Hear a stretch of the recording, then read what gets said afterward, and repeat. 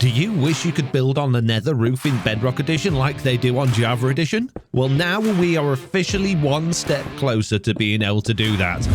Hello and welcome to another video by me, FoxyNoTail, in Minecraft Bedrock Edition 1.18.30. Mojang silently released an incredibly powerful new feature into the game.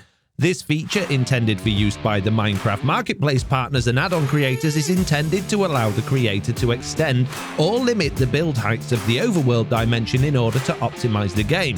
But there's a lot more to it. The new feature, which doesn't require any experimental features to be toggled, introduces dimension files into the behavior pack section of add-ons, which until now didn't exist. However, it currently only allows for the overworld dimension to be added and edited. Adding in files for the Nether or the End just throws up errors in game, but we'll no doubt get access to those further down the line.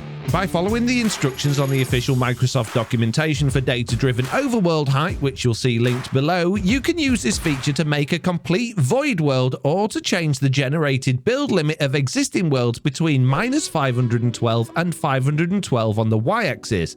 This means it's possible to have overworlds with a build limit of 1024 blocks, which is a substantial increase over the current 384. There are some substantial limitations to this feature, however. The feature is designed to limit the build height of existing chunks rather than affecting world generation directly. This means that if you add it to an existing world with chunks that exist, any blocks outside of the new limits will be visually missing, making the game run quicker as there's less data to load per chunk. That data doesn't get deleted though. If you remove the add-on again, all of the chunks will render how they did before. Also, the system doesn't allow for generating new chunks with varying terrain height, but it does allow for void worlds to be created, and that's the other aspect of this tool. Most adventure maps and marketplace maps are built inside of void worlds in order to limit the amount of data the game needs to load and make the experience more optimized for the player. However, until now, it wasn't actually possible to create a void world in-game. To make a true void world, creators had to utilize third-party tools like MCC Tool Chest in order to edit the level.dat file, which controls how the worlds are generated.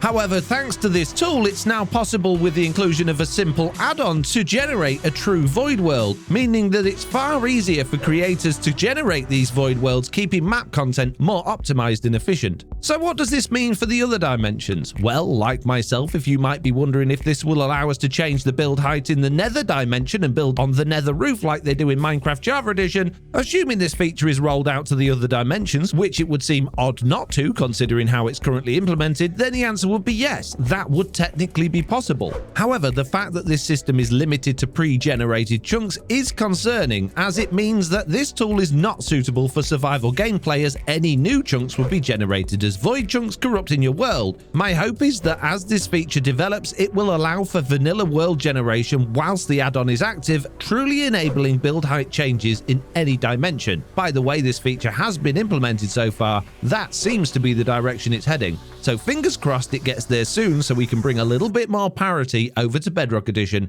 even if it's by using an add-on. And if you enjoyed this video, check out this video because I'm sure you'll enjoy that too.